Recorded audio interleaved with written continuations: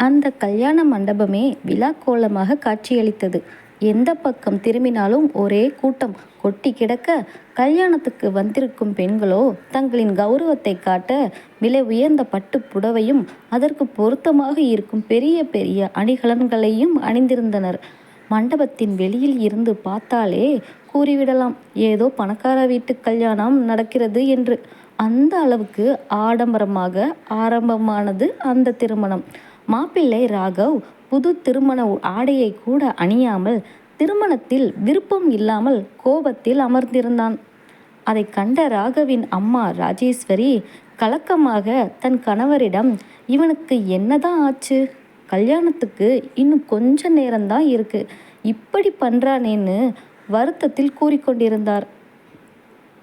ராகவின் அப்பாவோ, சொந்தக்காரங்க எல்லாரும் வந்திருக்காங்க, எங்களை கேவலப்படுத்திடாதடா ராகவ், சீக்கிரம் இந்த ட்ரெஸ்ஸை போட்டுட்டு வா, நேரமாச்சு என்று சொல்லிவிட்டு மணமேடை நோக்கி சென்றார்.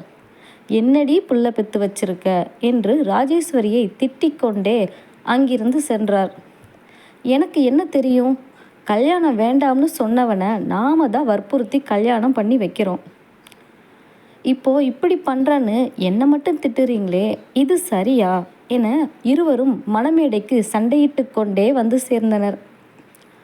ஐயரோ பொண்ணை அழைச்சிட்டு வாங்க என்று குரல் கொடுத்ததும் மணமேடை செல்ல விருப்பம் இல்லாமல் தயாரானாள் சுமதி.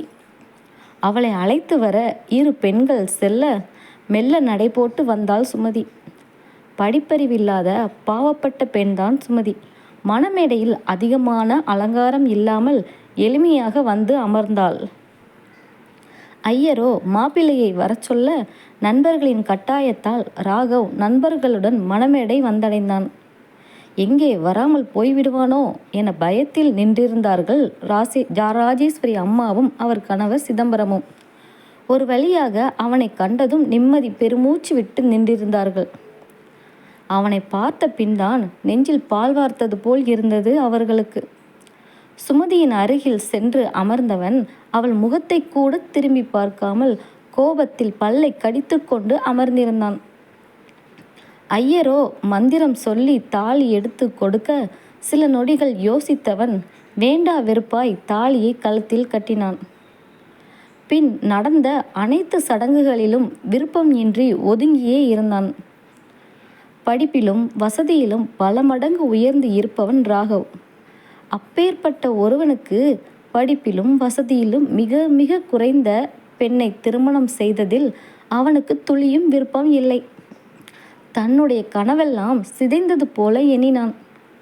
சுமதியின் மனதிலோ பயம் தொற்றிக்கொண்டது.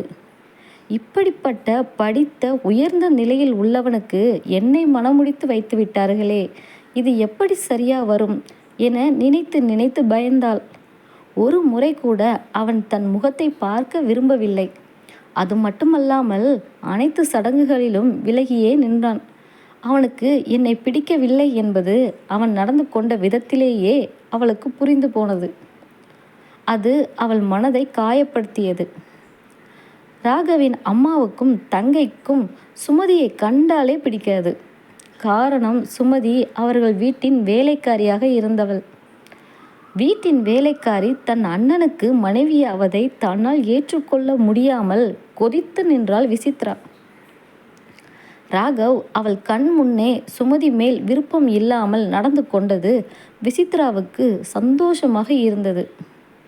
அதனால் வேண்டுமென்றே சுமதியிடம் சென்று, உன்னை எல்லாம் வைக்க வேண்டிய இடத்துல வச்சிருக்கணும், என் அண்ணே உன்னை எங்கே வச்சிருக்கான் பாத்தியா, அவன் லெவலுக்கு போயும் உன்னை கட்டி வச்சிட்டாங்களே, எல்லாம் எங்கள் அம்மா அப்பாவை சொல்லணும் என்று முகத்தை திருப்பி கொண்டு அங்கிருந்து கிளம்பினாள் விசித்ரா.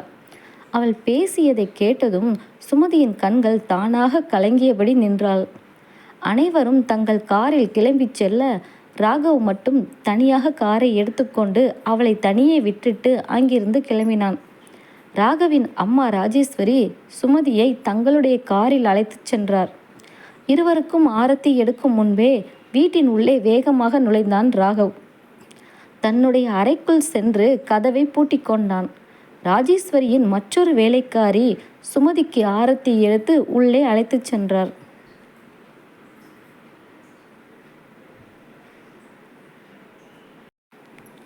அம்மா வேலைக்காரிக்கு எதுக்கு ஆரத்தி என்று கேட்டுக்கொண்டே ஆரத்தி எடுத்த மற்றொரு வேலைக்காரியை பார்த்து, ஆரத்தி எடுத்தது போதும், போய் வேலையை பாருங்க என்று மிரட்டினாள். ஏய் சுமதி, போய் காஃபி போட்டு எடுத்துட்டு வா, ஒரே தலைவலியா இருக்கு என்றாள் விசித்ரா. ராஜேஸ்வரியோ சுமதியை கொஞ்சம் கூட கண்டு கொள்ளாமல் அப்படியே விட்டுவிட்டு சென்றார். அவரையே பார்த்து கொண்டிருந்தவள் தன் நிலையை நினைத்து பூஜை அறை முன்னால் நின்று கண்ணீர் வடித்தாள். அங்கே என்னடி உனக்கு வேலை என்று அடுத்தடுத்த பல வேலைகளை சொல்லிக்கொண்டே இருந்தாள் விசித்ரா. ராகவ் சிறு வயதிலேயே வெளிநாடு சென்று படித்து வேலை பார்த்தவன். அம்மாவின் பேச்சை மீறாதவன். ராகவிற்கு திருமணம் செய்து கொள்வதில் துளியும் விருப்பம் இல்லை. ஆனால் நண்பர்கள், உறவினர்கள் என பலரும் அவன் ஏன் திருமணம் செய்து கொள்ளவில்லை, அவனுக்கு ஏதேனும் குறை உள்ளதா என கேள்வி மேல் கேள்வி கேட்க ஆரம்பித்தனர். வேறு ஏதாவது நல்ல குடும்பத்தில் பெண் எடுத்தால் அவர்கள் அந்த பெண்ணுடன் ராகவ் சேர்ந்து வாழ வேண்டும் என நினைப்பார்கள். யாரும் இல்லாத ஒரு பெண்ணை திருமணம் செய்தால் அவனுக்கு கல்யாணம் செஞ்ச மாதிரி ஆச்சு, அவன் அவளுடன் வாழ வேண்டும் என்ற கட்டாயம் இல்லை. ஒருவேளை யாரேனும் அவனை பற்றி குறை பேசினால் அவள் மீது பழி போட்டு விடலாம். வாழ்க்கை முழுவதும் சம்பளம் இல்லாமல் வேலைக்காரி கிடைத்த மாதிரி ஆச்சு என நினைத்து சுமதியை திருமணம் செய்து வைத்தார்கள்.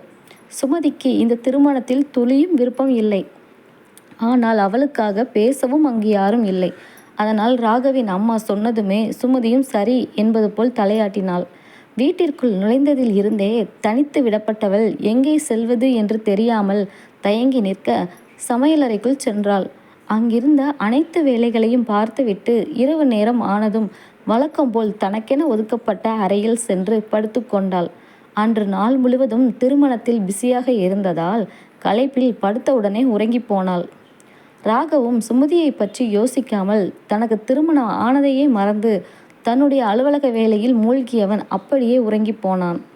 மறுநாள் அவளின் பழைய உடைகளை அணிந்து கொண்டு அனைவருக்கும் காப்பி போட்டு கொடுத்துவிட்டு ராகவின் அறைக்கு காப்பி எடுத்துக்கொண்டு போனாள் சுமதி. ராகவ் அறை வாசலில் சுமதி நின்று கொண்டிருப்பதை பார்த்த விசித்ரா, ஏய் உனக்கு என் அன்னை ரூமில் என்னடி வேலை, ஒழுங்க கீழே இறங்கி வா என்றாள். கையில் வைத்திருந்த காப்பியை கொடுக்காமலேயே திரும்பியவள் விசித்ரா அருகில் சென்றாள். என் அண்ணன் உனக்கு தாலி கட்டிட்டான்னு நீ தான் பொண்டாட்டின்னு நினச்சிக்காத. இனிமே அவன் ரூம் பக்கம் போனதை பார்த்தேன், உன்னை என்ன பண்ணுவேன்னு தெரியாது, போயிடு என்றாள். விசித்ரா காப்பியை எடுத்துக்கொண்டு ராகவ் அறையில் வைத்தாள். சுமதி தன்னுடைய அனைத்து வேலைகளையும் முடித்துவிட்டு சாப்பிட எடுத்து வைத்தாள். அனைவரும் ஒன்றாக அமர்ந்து சாப்பிட ஆரம்பித்தனர். ராகவ் சாப்பிடுவதை மெய்மறந்து பார்த்து கொண்டிருந்தாள் சுமதி. அதை கண்ட விசித்ரா, அங்கே என்ன பார்வை, ஒழுங்கா வேலையை மட்டும் பாரு என்றாள்.